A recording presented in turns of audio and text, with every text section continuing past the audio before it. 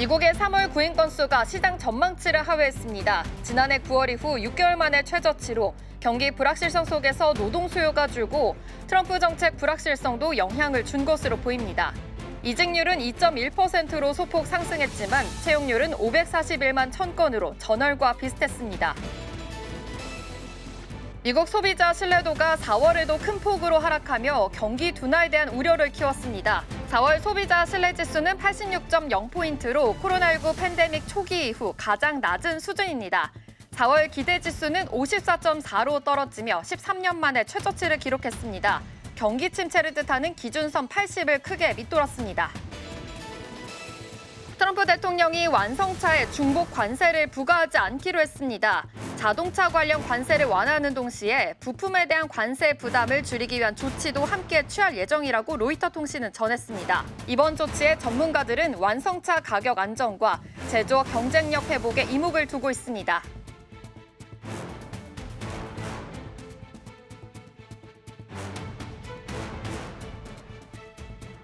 밤사이 뉴욕 증시에서 있었던 일 쉽고 빠르게 전해드리겠습니다. 안녕하세요. 글로벌 증시와이드 진행의 이연아입니다.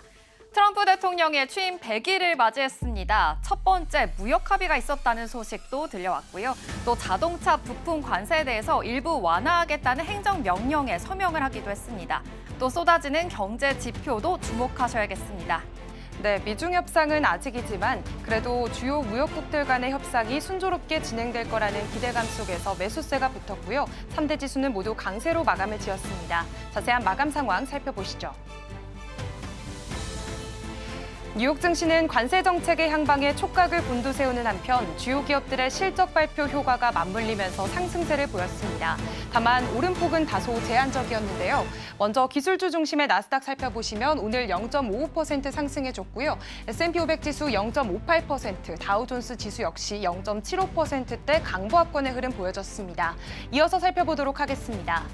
10년 만기비 국채금리는 오늘 1%가량 떨어진 모습 확인해 보실 수가 있겠고요. 필라델피아 반도체 지수도 1% 가까운 낙폭 그리면서 오늘도 내림세를 보였습니다.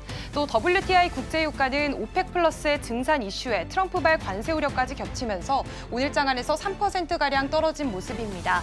국제유가는 최근 2주 사이 가장 낮은 수준까지 떨어진 건데요. 현재 배럴당 60달러 선에서 거래가 되고 있습니다. 그렇다면 히트맵 열어서 자세한 종목별 흐름들 체크해 보도록 하겠습니다. 오늘은 전반적으로 강세장의 흐름을 보였습니다. 먼저 테크놀로지 서비스부터 자세히 살펴보도록 하겠습니다.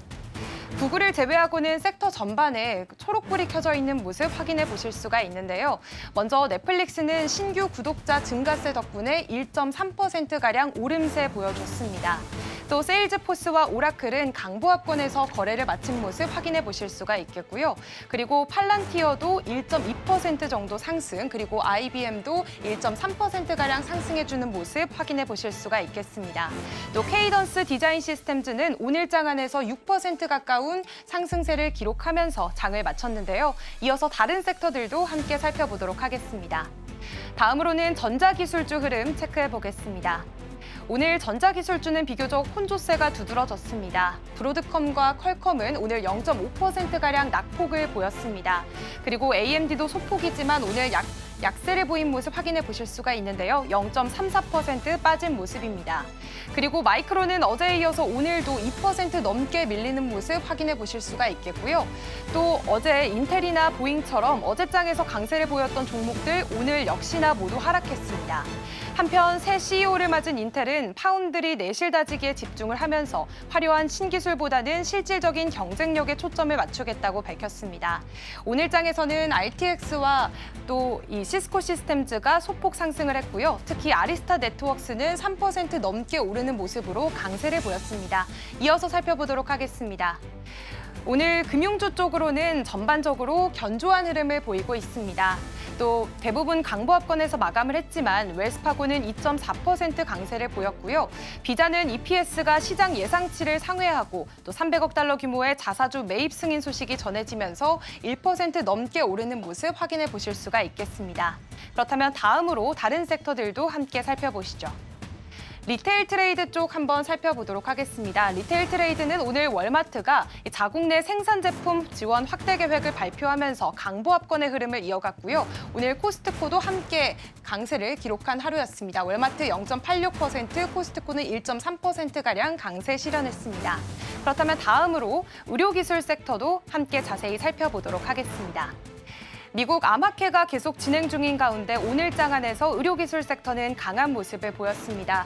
특히 화이자가 오늘 3% 넘는 강세를 보여줬었는데요. 비용 절감 노력에 힘입어서 수익 개선을 이뤄냈고 1분기 매출은 예상에 못 미쳤지만 조정 후 EPS는 시장 기대를 웃돌았습니다.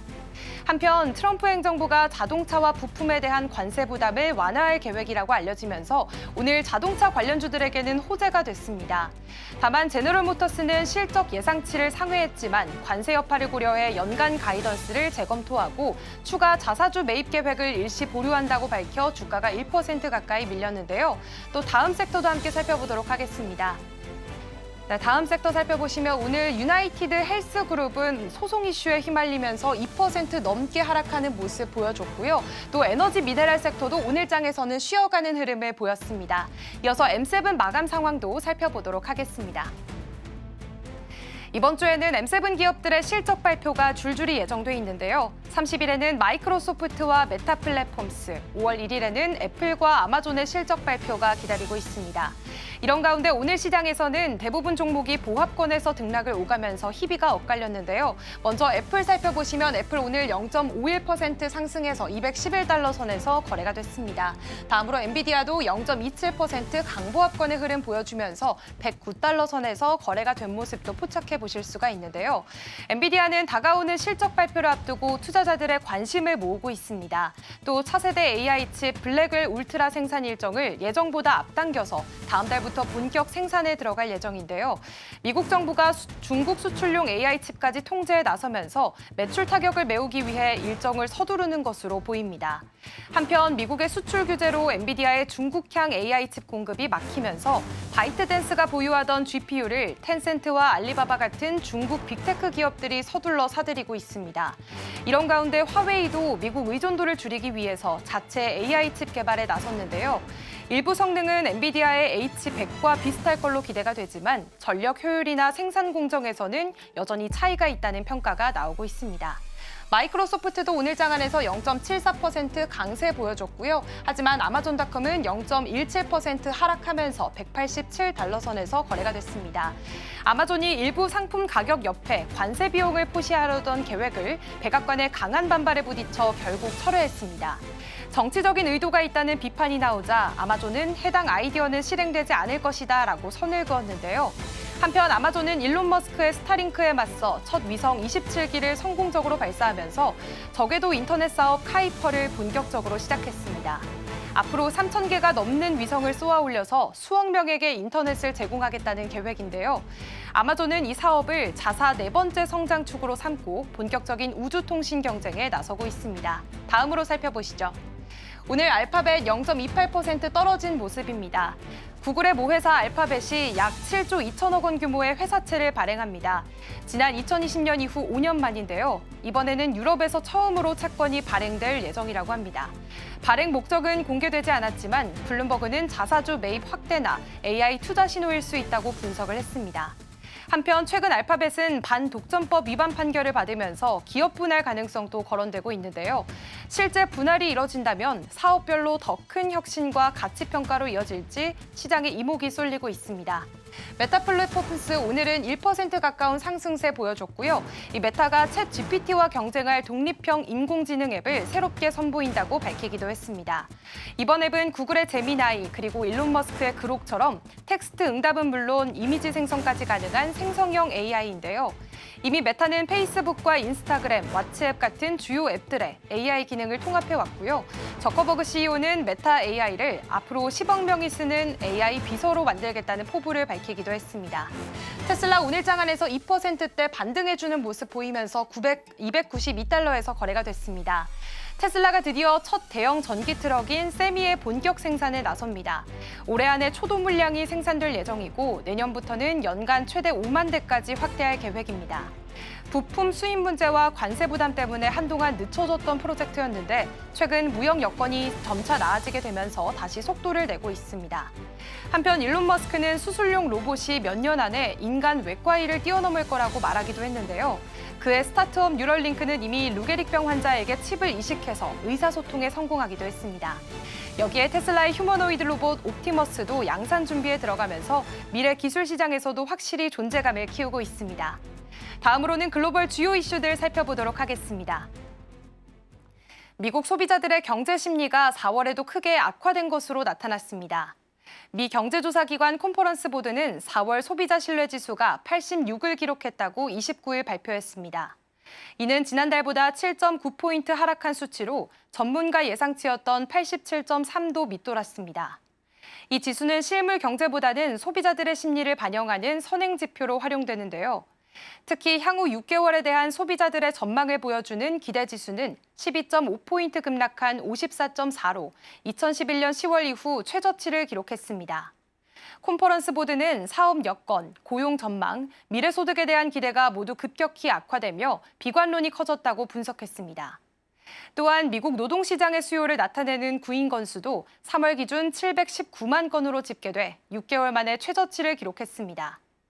트럼프 행정부의 무역 정책 등 경제 불확실성이 커지는 가운데 소비자 심리 위축이 향후 경기 흐름에 어떤 영향을 미칠지 주목됩니다. 도널드 트럼프 미국 대통령이 자동차 산업을 겨냥한 고율 관세 정책에서 한 발 물러섰습니다. 월스트리트저널과 로이터에 따르면 트럼프 행정부는 완성차에 부과되는 관세를 단일화하고 중복 부과된 철강, 알루미늄 관세는 면제하거나 환급할 계획입니다. 이미 납부한 관세도 돌려받을 수 있게 되는데요. 또한 다음 달 3일부터 예정됐던 자동차 부품 150개 품목에 대한 25% 관세도 완화됩니다. 앞으로 1년 동안은 미국산 차량 가격의 3.75%에 해당하는 금액을 환급받을 수 있으며 이후 2년 차에는 2.5%로 낮아지고 점차 폐지될 예정입니다.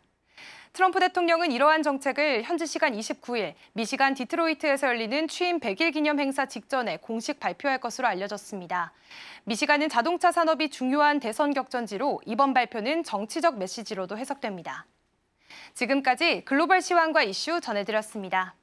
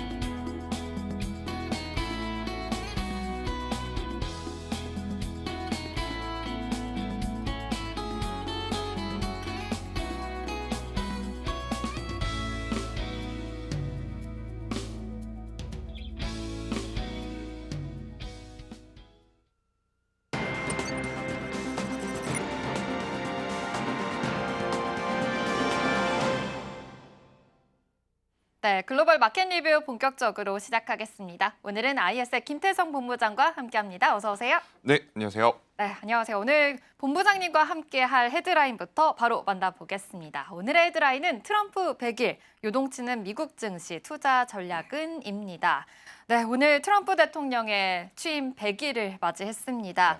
또 이번 주는 경제 지표뿐만이 아니라 실적 발표까지 굉장히 또 많은 상황이기 때문에 지금 챙겨봐야 할 것이 굉장히 또 많습니다. 그럼에도 불구하고 시장의 불안감에 이 관세 전쟁은 조금은 누그러진 모습을 보여주고 있는데요. 그래도 지난주 4거래 연속으로 상승하는 흐름 보여줬고요. 이번 주도 굉장히 또 좋은 반등세를 계속해서 보여주고 있습니다. 이 맷집이 조금 생긴 거다라고도 볼 수가 있을 것 같은데 이거에 대한 자세한 마감 상황도 짚어보도록 하겠습니다. 본부장님, 그래도 좀 나스닥 지수도 4거래 연속으로 상승하고 있고 또 S&P 500 지수도 6거래 연속으로 좀 꾸준한 반등세를 보이고 있는 것 같거든요. 그쵸. 네. 간밤에 이 마감상 어떻게 보셨을까요? 아무래도 이제 대통령이 트럼프이다 보니까 하락할 때도 다이나믹하고요. 네. 올라올 때도 사실 우리가 생각했던 것보다 더 강하게 올라오는 증시라고 좀 보시면 될 것 같습니다. 그래서 많은 투자자분들이 사실 올해 한 3월 들어오면서부터 특히 4월 달 같은 경우에는 지수에 크게 관심이 없었던 것 같아요. 지수는 일단 포기하고 종목별로 살아남을 수 있는 기업과 산업에 이제 더 집중했었던 4월이 아니었나라는 생각이 들고 있고 이 부분은 다가오는 5월 레도 여전히 이제 계속 지속이 될 가능성이 높다라는 생각이 듭니다. 일각에서는 지금 미국과 중국에 대한 협의가 굉장히 우호적인 이야기들이 나오고 있지만 또 일각에서는 한 번도 만난 적이 없다, 이야기해본 적도 없다라는 이야기가 또 나올 만큼 굉장히 정신없고 방향성을 잃은 지금 어떻게 보면 미국과 중국의 관세 협의이기 때문에 저는 4월과 마찬가지로 5월 달에도 지수에 대한 기대감 이것은 조금 내려놓아야 될 것 같아요. 대신에 지수가 어떠한 지점을 중심으로 박스권이 형성이 되었다라고 좀 보시면 될 것 같습니다. 그렇게 되면 결국 지수보단 그 지수를 이겨낼 수 있는 아웃퍼폼 할 수 있는 산업과 종목에 집중을 하셔야 될 것 같고 또 이번 주에 굉장히 많은 일정들이 잡혀 있죠. 기업들의 실적 그리고 이제 지표 발표가 있는 이제 미증시이기 때문에 우리나라가 내일 이제 좀 쉬어가는 게 다소 아쉬울 수도 있고 이게 어떻게 보면 기회일 수도 저는 있겠다라는 생각을 하거든요. 그래서 이 부분을 잘 이용을 한다면 지금 지수보다 훨씬 더 좋은 포트폴리오를 만들어낼 수 있는 기회가 아닐까라는 의견 드려보도록 하겠습니다. 네. 아무래도 지금 트럼프 대통령이 뭐 지수에는 큰 관심이 없는 것 같다라고도 말씀을 해주셨는데 지수에 대한 기대감보다는 좀 개별적인 이슈에 대해서 좀 신경을 쓰셔야 될 것 같고요. 앞으로도 계속해서 지금 이번 주에도 이벤트들이 굉장히 많습니다. 경제 지표뿐만이 아니라 실적 발표까지 이어지니까 이 점도 꼭 체크를 해보셔야 될 것 같습니다. 그런데 간밤에 이런 소식이 나왔습니다. 자동차에 대해서 이 부품 관세를 좀 일부 완화하겠다라는 소식이 나오면서 지금 자동차들은 사실 지금 굉장히 또 불안한 상황이었고 그렇죠. 좀 타격을 또 많이 받는 상황이었는데 이거에 대해서는 좀 완화 조치가 된다. 좀 긍정적으로 해석해봐도 괜찮을까요? 일단 여기서 우리가 한 가지 짚고 넘어가야 될 건 관세가 완전히 없어지는 것이 아닙니다. 철강이라든지 이런 부분에 대해서 중첩되는 부분이 제외하고 그리고 이제 크게 문제가 될 만한 요소인 이제 중복 관세를 이제 집중적으로 체크를 하겠다. 그러니까 관세가 없어지는 것이 아니라 철폐가 아니라 관세 완화라고 좀 보시면 될 것 같아요. 그렇다면 느끼는 바는 좀 다를 것 같습니다. 어떤 분들은 굉장히 크게 이제 안도감을 가지고 계신 분들도 있겠지만 아니, 겨우 이 정도? 라고 또 생각을 하시는 분들이 많을 것 같거든요.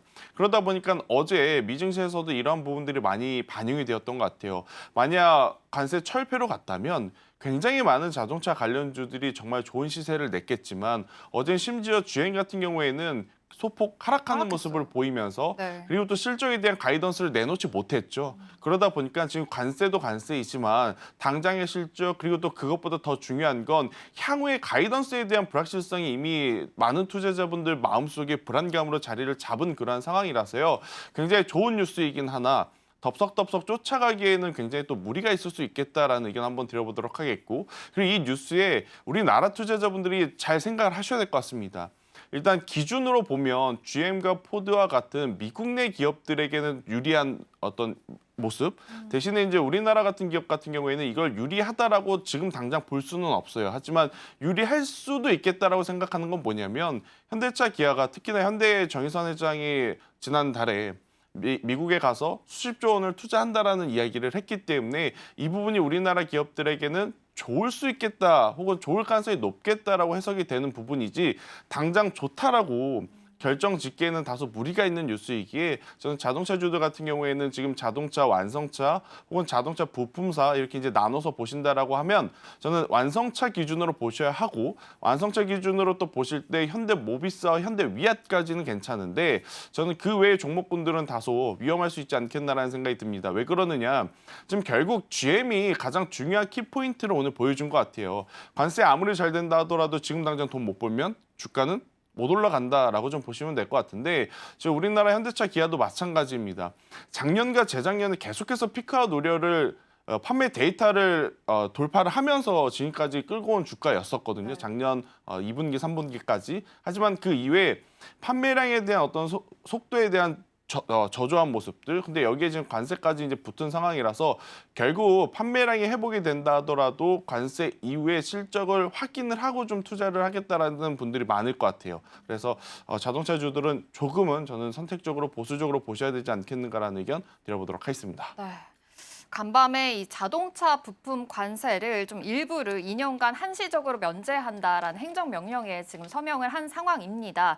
그런데도 불구하고 스텔란티스나 포드 정도는 어느 정도 좀 주가는 올랐지만 GM은 오르지 못했거든요. 지금 본부장님께서 말씀해 주신 대로 이 GM이 오르지 못한 이유에 대해서도 좀 파악을 해보셔야 될 것 같고요. 또 우리나라 증시에서도 좀 영향이 미치는 이런 파악까지도 해보시면서 투자 포인트 세워보셔야 될 것 같습니다. 지금 자동차 관세 좀 행정명령이 있었기 때문에 이에 대한 이야기 해봤고요. 그렇다면 지금 이제 트럼프 대통령의 2기 취임 100일이기 때문에 좀 100일간의 과정을 좀 복기를 해보면 좋을 것 같습니다. 사실 지금 굉장히 또 등락이 엄청났던 시장이었잖아요. 네. 그런데 S&P 500 지수는 10% 이상 또 하락하는 흐름까지도 가졌고 또 IMF에서도 성장률을 굉장히 또 하향 조정을 했습니다. 지금 흔들리고 있는 이 경제 시장 속에서 좀 이 100일간의 과정을 살짝 복기를 좀 해보신다면요. 일단 트럼프 후보자 시절이 더 좋았던 것 같아요. 네, 기대감에 더 좋았죠. 그렇죠. 트럼프 대통령 시절에 딱 진입이 돼 보니 결국 관세라고 하는 키워드가 시장을 압박하는 요인으로 갑자기 딱 떠오른 거죠.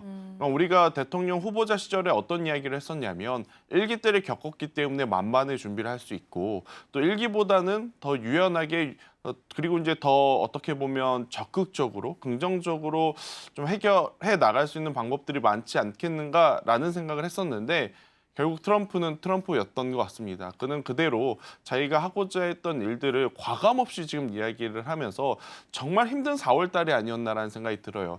이럴 거라면 왜 트럼프는 일론 머스크와 굉장히 또 친하게 지내서 테슬라의 주가를 올렸으며 그리고 엔비디아를 또 치켜 세우면서 굉장히 또 주가를 왜 부양을 했는지 모를 정도로 참 실망스러운 모습들이 좀 보였던 것 같습니다. 하지만 지금 일련의 과정들을 통해서 사실 일정 부분 얻고 있는 모습들을 보이고 있거든요. 대다수의 나라는 이미 미국과 빠르게 좀 협의를 통해서 관세 부분을 그동안에 이제 어떻게 보면 이득받았던 부분을 좀 내주면서까지도 빠른 협의를 하고 있다는 점을 미뤄봤을 땐 저는 충분히 미국이 원하는 과정을 지금 얻고 있다 생각이 들고 있고 특히 미국은 앞에서 보여지는 관세에 대한 부분도 있겠지만 뒤에서 처리를 해야 될 부분이 바로 부채입니다. 그러니까 이 부채에 대한 이자를 어떻게 보면 부담을 줄이려면 주가의 위치가 좀 낮아져야 되거든요. 그런 이유 때문이었다면 저는 이제 트럼프의 방법이 굉장히 적절했다. 지금 되돌이켜 보니 굉장히 좋은 방법이었구나라고 생각은 듭니다. 하지만 투자자 입장에서는 정말 피곤할 수밖에 없었던 지난 4월 달. 하지만 이제 여기서 우리에게 기회는 저는 있다는 생각이 들어요. 어떤 기회냐? 과거에 리먼 때도 그랬고요. 그리고 도이치뱅크 사태 때도 그랬고 최근에 코로나 때도 그랬고 결국엔 대내의 변수가 생겼을 때 어떠한 기업과 어떠한 산업의 변수가 생겼을 때 반대급부로 지수 때문에 실적이 좋았음에도 밀려있는 주가들은 지수가 반등할 때 오히려 더 아웃퍼폼 할 수 있음을 우리는 그동안 많이 봐왔던 것 같아요.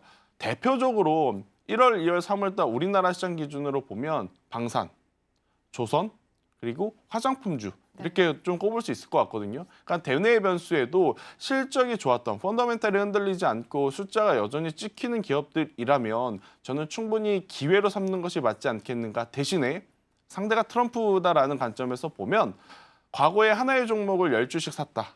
그런데 지금은 저는 하나의 종목을 살 때 5주 정도 사는 게 맞지 않겠는가. 그러니까 매수에 대한 의견은 동일하지만 매수 강도에 대해서는 조금 보수적으로 잡는 게 오히려 더 편하지 않겠는가라는 의견 드려보도록 하겠습니다. 네.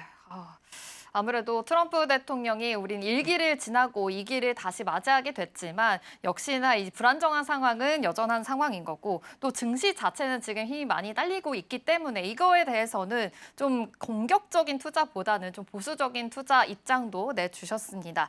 아무래도 지금 미국에서는 부채 해결에 대해서도 중요한 만큼 이 점도도 투자 포인트 세워보셔야 될 것 같은데요. 간밤에 이런 얘기가 있었습니다. 로트닉 장관이 이 협상에 대해서 네. 하나의 국가는 해결을 했다. 뭐 약간 이렇게 긍정적인 신호를 냈거든요. 네. 지금 관세 협상에 대해서는 좀 중요한 시기인 거잖아요. 그렇죠. 좀 긍정적인 해석으로 해석을 해봐도 괜찮을까요? 일단 어떻게 보면 인도라고 하는 나라가 네. 굉장히 또 관세 협상의 태풍의 눈이 되는 것 같아요. 인도 시장도 굉장히 크거든요. 그동안에 미국도 그렇고 중국도 그렇고 유럽도 그렇고 만약 지금 또 제3의 제4의 국가가 엄청나게 빠른 속도로 발전을 하게 된다면 그 나라로 지목을 했었던 곳이 인도인데 아무래도 이제 미국이 이야기하는 것은 중국일 리는 없을 것 같고요. 또 유럽일 확률도 굉장히 지금 낮죠. 여전히 이제 우크라이나와 이 러시아에 대한 부분들이 이슈가 되기 때문에 그래서 이런 것을 미뤄 짐작해 봤었을 때 인도와의 협의가 일정 수준 다다르지 않았나라고 생각을 해볼 수는 있을 것 같아요. 이렇게 되면 사실 미국 입장에서는 한시름 좀 놓았다. 그러니까 중국과의 어떤 싸움에서 너무 초조하게 지금 기다릴 필요는 없어졌다라고 좀 보시면 될 것 같아요. 그렇다고 해서 미국이 또 중국과 극단적으로 가는 거냐? 그건 아니겠지만 어느 정도 이제 시간을 좀 벌고 중국과 조금은 더 객관적인 데이터를 가지고 저는 관세 협상이 진행되지 않겠는가라는 의견 한번 드려보도록 하겠고요. 근데 가장 중요한 건 어느 나라보다도 중국과의 협의 혹은 우리나라와의 협의가 네. 우리나라 투자자분들에게는 가장 중요하겠죠. 왜냐하면 우리나라 투자자분들 국내 투자 그리고 이제 미증시에 투자하신 분들이 많기 때문에 다른 나라하고의 협의 크게 의미 없습니다. 미국이 중국과 그리고 이제 우리나라와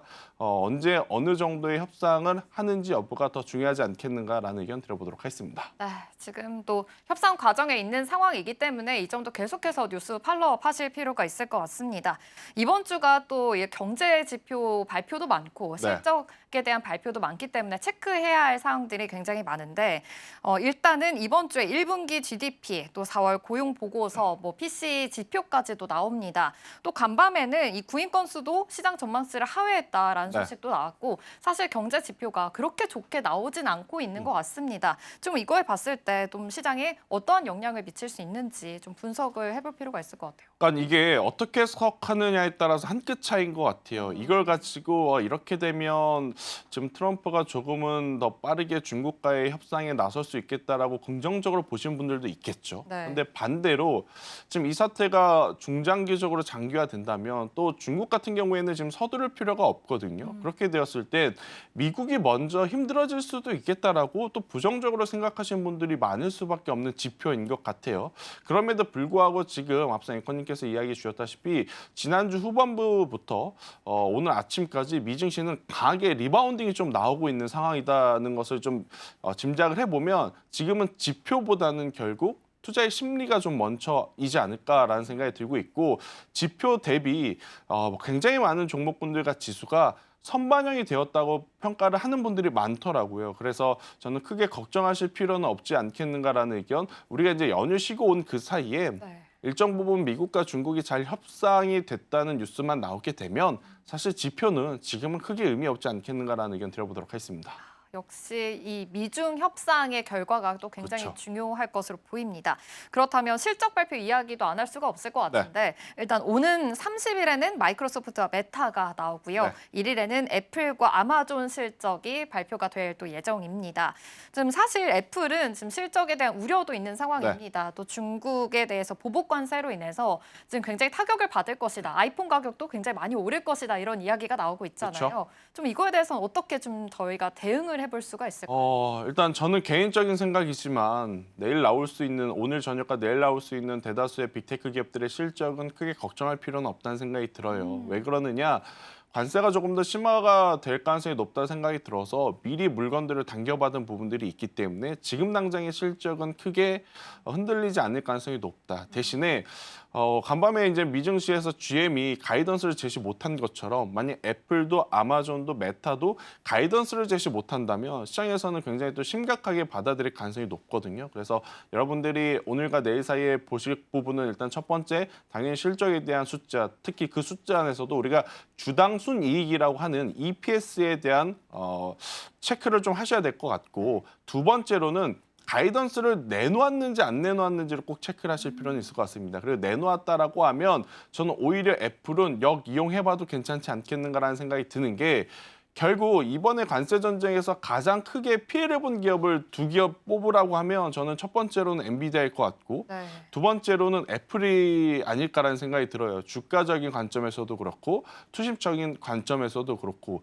대신에 이제 미국과 중국이 그때보다는 그러니까 2주 전, 3주 전보다는 조금은 온화한 이야기들이 많이 나오고 있고 애플의 주가는 조정이 일정 부분 부정적인 부분에 대한 선반영이 저는 이루어졌다라는 생각이 들어서 오히려 실적 발표 이후에 저는 리바운딩이 될 가능성도 높다라고 생각을 하거든요. 그래서 이제 애플에 대한 관심도는 여전히 지속하셔야 되지 않겠는가. 지금 여기저기서 AI를 나만의 이제 비서로 더 적극적으로 활용하겠다라는 뉴스 코멘트가 나오는 것 같아요. 그런데 미국 혹은 이제 우리나라 소비자도 마찬가지죠.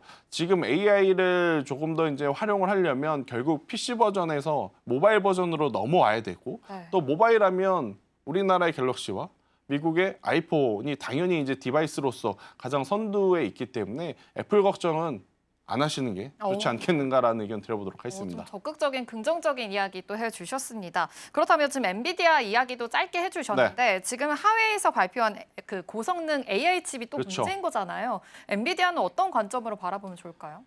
저도 딥시크가 아니었으면 그냥 신경 쓰지 마십시오라고 이야기를 드리려 했었는데 네.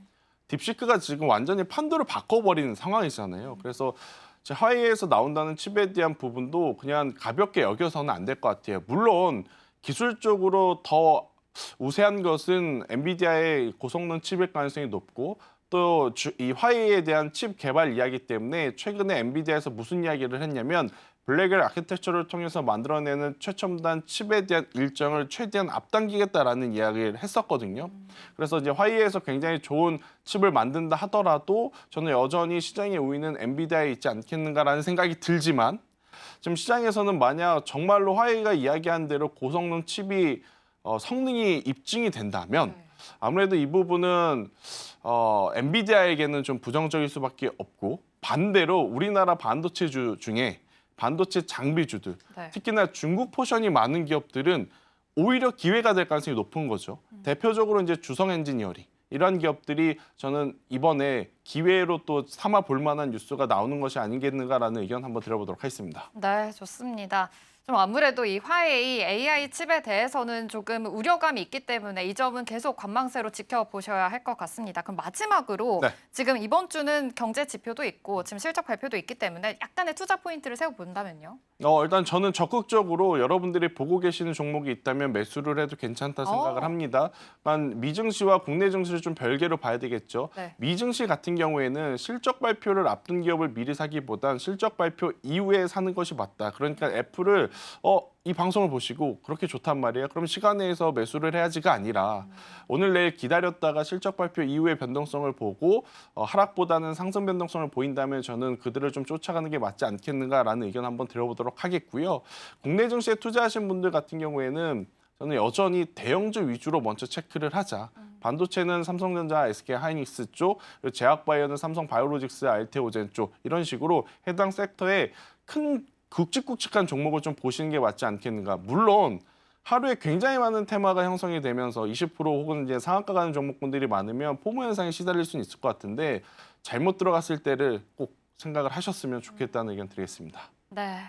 아무래도 지금 트럼프 대통령의 취임 100일을 또 맞이했고 계속해서 또 이슈들도 나오고 있는 상황입니다. 또 경제 지표뿐만이 아니라 실적 발표에서도 좀 본부장님께서 말씀해 주신 대로 가이던스가 나왔는지에 대해서도 꼭 체크를 하실 필요가 있겠습니다. 그럼 글로벌 마켓 리뷰는 여기서 마무리하도록 하겠습니다. IS의 김태성 본부장과 함께했습니다. 고맙습니다.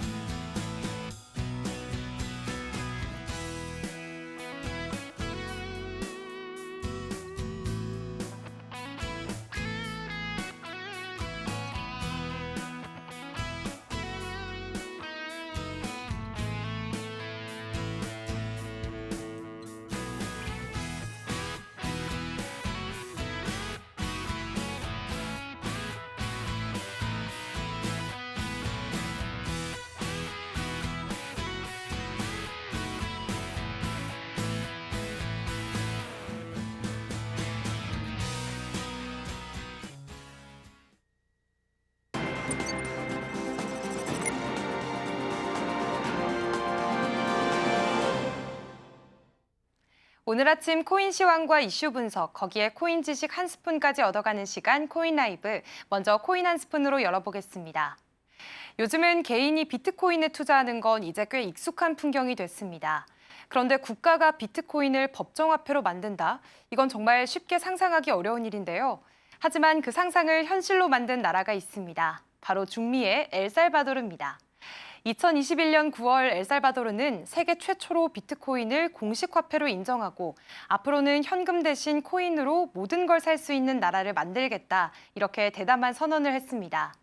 이건 단순한 이벤트나 뉴스 하나로 끝난 게 아니라 전 세계 디지털 경제 실험의 상징적인 시작점이 됐고요. 그 여파는 지금도 계속 이어지고 있습니다. 그래서 오늘은 바로 이 엘살바도르의 실험을 중심으로 이야기를 나눠보려고 합니다. 엘살바도르는 중미에 있는 작고 아담한 나라입니다. 그런데 이 나라 사실은 자국 화폐가 없습니다. 한때는 콜론이라는 자체 화폐를 쓰긴 했지만 워낙 가치가 불안정하다 보니 국민들 사이에서는 점점 외면을 받았고요. 결국 2001년 콜론을 폐지하고 미국 달러만을 법정 화폐로 쓰기 시작했습니다. 그런데 문제는 이후에 터졌는데요. 코로나 팬데믹 시기 미국이 경기 부양을 위해 돈을 마구 풀기 시작하면서 엘살바도르는 자기 통화도 없는데 외부 정책 하나에 물가가 들썩이는 현실을 그대로 겪게 된 겁니다. 이 상황에서 부켈레 대통령은 한 가지 결단을 내립니다. 이제는 미국 달러 말고도 다른 선택지가 필요하다. 그래서 꺼내든 게 바로 비트코인이었는데요. 여기에 또 하나 중요한 배경이 있습니다. 바로 송금 경제입니다. 엘살바도르 사람들 중 상당수가 미국에서 일하면서 매달 고향에 있는 가족들에게 돈을 송금하는데요. 그 과정에서 무려 10%가 넘는 수수료가 빠져나가고 있던 겁니다. 정부는 여기에 주목했습니다. 비트코인을 쓰면 은행 없이도 직접 송금이 가능하고 수수료도 거의 없다는 계산이 나왔거든요. 결국 엘살바도르의 비트코인 도입은 단순한 호기심이나 유행이 아니라 통화 주권 회복과 송금 부담 절감이라는 꽤 현실적인 이유에서 시작된 선택이었습니다. 이 실험은 정말로 국가 프로젝트 수준으로 진행됐습니다. 엘살바도르 전역에 비트코인 ATM이 설치됐고요. 정부가 만든 치보 월렛이라는 앱은 국민 누구나 손쉽게 사용할 수 있게 됐습니다. 심지어 비트코인으로 커피를 사고 교통비를 내고 세금까지 낼 수 있는 시스템이 완벽하게 갖춰졌는데요. 특히 이 가운데 상징적인 장소가 하나 있습니다. 바로 엘손테, 사람들이 흔히 비트코인 비치라고 부르는 곳입니다. 이곳은 실험적인 커뮤니티 프로젝트가 먼저 시작된 마을인데요. 코인이 실제 화폐처럼 작동할 수 있을지를 현실에서 직접 시험해본 곳이었습니다. 그리고 여기에는 지난 시간에 언급했던 비트코인 창시자 사토시 나카모토를 기리는 동상이 세워졌습니다. 이처럼 엘살바도르의 비트코인 실험은 단순히 경제 시스템을 바꿔보려는 시도를 넘어 문화적 상징성까지 만들어낸 움직임이었다고 볼 수 있는데요. 하지만 국제사회는 이런 엘살바도르의 실험을 그렇게 낙관적으로만 보지는 않았습니다. 특히 국제통화기금은 비트코인은 가치 변동성이 너무 크기 때문에 안정적인 통화로 쓰기에는 어렵다, 이렇게 강하게 지적을 했는데요. 그러면서 엘살바도르가 IMF 대출을 받으려면 비트코인을 법정화폐에서 제외해야 한다, 이런 압박을 본격적으로 시작했습니다. 정부 입장에서는 굉장히 난감했겠죠. 디지털 실험은 계속 이어가고 싶지만 현실적으로 재정 지원 없이 국가 경제를 굴리는 건 어렵다는 걸 알고 있었습니다. 결국 2025년 엘살바도르는 비트코인의 법정화폐 지위를 공식적으로 철회하게 됩니다. 다만 완전히 없앤 건 아닙니다. 폐기가 아니라 자율 결제 수단으로는 여전히 인정하고 있는데요. 한마디로 실험을 포기했다기보다는 현실과 타협해서 한 발 물러선 수정이라는 게 보는 게 더 정확할 것 같습니다. 그런데 여기서 반전이 하나 있습니다. 비트코인이 법정화폐에서는 물러났는데도 정부는 여전히 비트코인을 꾸준히 매입하고 있다는 점인데요.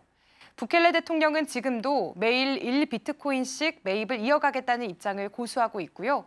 비트코인 가격이 떨어졌을 때는 5개의 비트코인을 한 번에 추가로 사들였습니다. 결국 어떻게 보면 공식적으로는 한 발 물러선 것처럼 보이지만 실질적인 전략은 여전히 그대로 밀고 가고 있는 셈인 거죠. 한마디로 표현하면 조용히 하지만 꾸준히 축적하고 있다, 이런 분위기입니다. 이런 엘살바도르의 행보에 대해 투자자들 사이에서도 의견이 많이 갈리는데요. 일부에서는 엘살바도르가 비트코인 국가를 준비하고 있는 것 아니냐, 이런 분석까지 나오고 있습니다. 엘살바도르의 이 실험은 분명 논란도 많았지만 다른 나라들에게는 하나의 참고서가 되고 있습니다. 예를 들어 중앙아프리카공화국은 은행 시스템이 거의 무너진 상황에서 엘살바도르에 이어 세계 두 번째로 비트코인을 법정 통화로 채택했고요. 또 아르헨티나에서는 하비에르 밀레이 대통령이 자국 통화를 아예 없애고 미국 달러와 비트코인을 병행 운용하는 방향을 제시했습니다. 남미의 수리남, 중미의 파나마도 각각 비트코인 법제화, 결제 인프라 구축, 그리고 블록체인 기반 행정 시스템 도입을 논의하고 있는데요. 특히 이들 국가는 공통적으로 정부 부패와 은행 시스템에 대한 불신, 그리고 자국 통화 가치 붕괴라는 심각한 문제를 안고 있기 때문에 블록체인이라는 대안을 진지하게 검토하고 있는 상황입니다. 이런 흐름을 보면 암호화폐는 이제 단순한 투자 수단을 넘어서 정치, 경제 구조를 바꾸는 열쇠이자 사회 혁신의 도구로까지 확장되고 있다는 걸 알 수 있습니다. 물론 여전히 논란은 많습니다. IMF나 BIS 같은 국제기구들은 비트코인은 변동성이 커서 위험하다라는 입장을 유지하고 있고 일각에서는 엘살바도르의 실험은 실패했다라는 비판도 존재하죠. 하지만 중요한 건 엘살바도르가 완벽한 해답을 제시한 게 아니라 가능성을 시험해본 첫 번째 국가였다는 사실입니다. 기술이 국가의 선택이 되고 정책이 블록체인 위에서 펼쳐지는 시대, 우리는 그 흐름 한가운데 살고 있습니다. 그렇다면 계속해서 현재 코인 시황도 살펴보겠습니다. 먼저 3대 암호화폐 시장인데요. 무역 긴장이 완화될 거라는 기대감 속에서 위험자산 선호 심리도 다시 고개를 들었습니다. 오늘 비트코인 가격은 0.12% 상승해주면서 94,000달러 선에서 거래가 됐고요. 이더리움도 역시나 0.38% 소폭 올라주면서 1,800달러 선은 조금 미치지 못한 모습 확인해 보실 수가 있겠습니다. XRP는 오늘 1.7%가량 낙폭이 큰 모습도 포착이 되고 있는데요. 2.2달러 선에서 거래가 되고 있습니다. 한편 SEC가 프랭클린 템플턴의 XRP 현물 ETF에 대한 승인 결정을 연기했다는 소식도 전해졌습니다. 이어서 주요 8가지 알트코인도 살펴보겠습니다. 네, 앞선 3대 암호화폐 시장과는 다르게 알트코인들은 조금 하락세 보여지고 있습니다. 솔라나와 에이다는 1% 내에 하락세를 보여주고 있고요. 도지코인은 2%가량, 체인링크 역시도 2.2%가량 낙폭이 큰 모습 보여지고 있습니다. 이어서 살펴보도록 하겠습니다. 오늘 수위는 역시나 상승세를 연일 이어가고 있습니다. 오늘도 0.14% 올라주면서 5,000원 선을 지나가고 있는 모습 체크해 보실 수가 있겠고요. 오늘 아발란체와 스텔라룸에는 1%대의 낙폭 그리고 있고 시바이누는 2% 넘는 그런 하락세를 보여주면서 오늘 밈코인은 알트코인 시장 내에서 조금 하락세 보여주고 있습니다. 다음으로는 오늘 아침 빼놓을 수 없는 암호화폐 이슈 소식 전해드리겠습니다. 최근 급등한 XRP가 조정 국면에 진입할 수 있다는 분석이 나왔습니다. 코인텔레그래프는 29일 XRP가 최근 40% 넘게 반등하며 2.28달러까지 상승했지만 단기적인 가격 조정 가능성도 커지고 있다고 보도했습니다. 현재 XRP는 실현 가격인 1.02달러 대비 120% 이상 높은 2.29달러 선에서 거래되고 있으며 이는 과거 2018년과 2021년 급락 직전과 유사한 흐름이라는 분석입니다. 4시간 차트 기준으로는 상승세 기형 패턴이 나타나고 있어 하단 추세선이 붕괴될 경우 최대 1.89달러까지 조정될 수 있습니다. 이는 약 17% 하락 가능성을 시사하며 RSI 지수도 60에 근접해 매도세가 강화될 수 있는 구간에 있습니다. 하지만 주봉 차트에서는 긍정적인 시그널도 있습니다. XRP는 50주 지수이동 평균선인 1.67달러 위에서 안정적으로 움직이고 있으며 상승 반전의 신호로 여겨지는 하락세 기형 패턴도 형성 중입니다. 상단 추세선을 돌파할 경우 6월까지 2.92달러까지 상승할 가능성이 제기되고 있습니다. 비트코인의 공급 부족이 심화되며 새로운 상승장이 임박했다는 분석이 나왔습니다. 블록체인 전문 매체 더블록에 따르면 분석기관 번스타인은 최근 보고서를 통해 비트코인의 주요 상승 요인으로 기업 매집, ETF 유입 확대를 꼽았습니다. 올해 비트코인 가격은 금이나 나스닥과의 상관관계보다 실제 수요와 공급이 더 중요한 변수가 되고 있다는 설명입니다. 최근 소프트뱅크와 테더 등 주요 기업은 42,000 비트코인을 확보하기 위한 벤처 21 캐피털을 설립했고 현재까지 약 80개 기업이 총 70만 비트코인, 전체 공급량의 3.4%를 보유하고 있습니다. 여기에 미국 비트코인 현물 ETF 시장에도 지난주 30억 달러가 유입돼 ETF 보유 비트코인만 총 공급량의 5.5%에 달하고 있습니다. 번스타인은 미국이 비트코인을 전략적으로 비축할 경우 국가 간 경쟁이 촉발될 수 있다고 전망하며 2025년에는 비트코인 가격이 20만 달러를 넘을 수 있다고 내다봤습니다. 이더리움이 강한 반등 흐름을 보이며 2,000달러 돌파 가능성이 높아지고 있습니다. 29일 암호화폐 전문 매체 코인텔레그래프에 따르면 이더리움은 최근 1,860달러 고점을 찍은 뒤 조정을 거쳤지만 다양한 강세 신호가 포착되며 추가 상승 기대가 커지고 있습니다. 특히 1,800달러 지지선을 유지할 경우 상승 추세가 본격화될 수 있다는 분석이 나옵니다. 기관 투자자들의 관심도 뚜렷해지고 있습니다. 28일 하루 동안 이더리움 ETF에는 6,410만 달러가 순유입됐으며 최근 일주일간 누적 유입은 약 1억 5,170만 달러로 올해 들어 최대치를 기록했습니다. 이는 전통금융권이 디지털 자산을 새로운 안전자산으로 인식하고 있다는 신호로도 해석됩니다. 온체인 지표도 긍정적인데요. 이더리움 네트워크의 총 예치 자산은 518억 달러로 일주일 새 16% 상승했으며 덱스 거래량도 하루 16억 달러 이상으로 30% 증가했습니다. 기술적 분석에서는 강세 깃발 패턴과 함께 RSI 지수 60을 기록하며 여전히 상승 여력을 보이고 있습니다. 분석가들은 단기 목표 2,110달러, 중기적으로는 2,500달러까지 상승 여력이 있다고 전망하고 있습니다. 리플이 발행한 스테이블 코인 리플 USD가 중요한 이정표를 달성했습니다. 29일 글로벌 암호화폐 정보 사이트 코인 마켓캡에 따르면 리플 USD의 시가총액이 3억 1,698만 달러를 기록하며 3억 달러를 돌파했습니다. 현재 가격은 1달러에 안정적으로 고정돼 있으며 스테이블 코인 순위 12위에 올라섰습니다.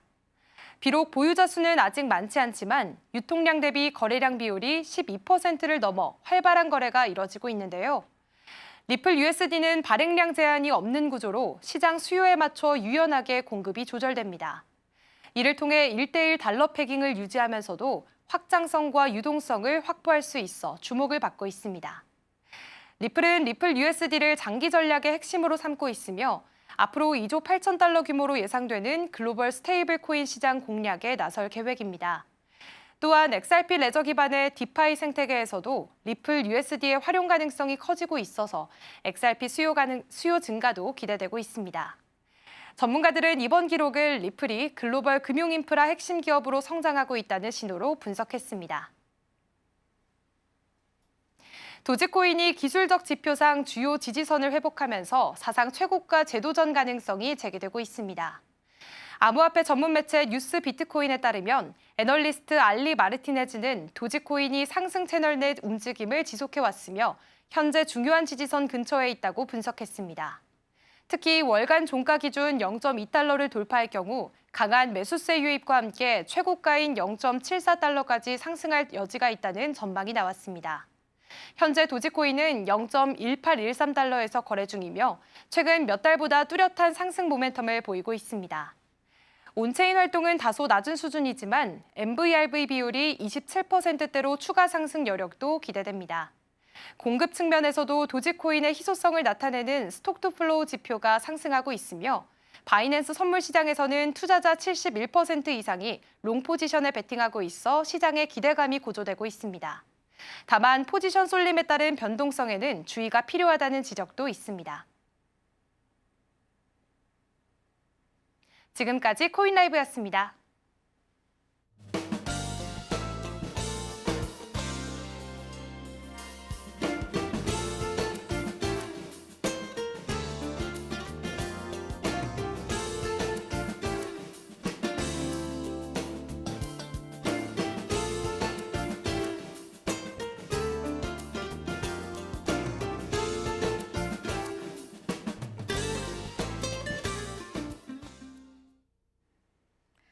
(4월 30일) 수요일 글로벌 증시와이드가 준비한 소식은 여기까지입니다. 본 방송에서 제공하는 정보는 투자 판단을 위한 조언일 뿐 해당 종목의 가치와 수익률을 보장하지 않습니다. 이어지는 출발 증시와이드도 많은 시청 바랍니다. 함께해 주신 여러분 고맙습니다.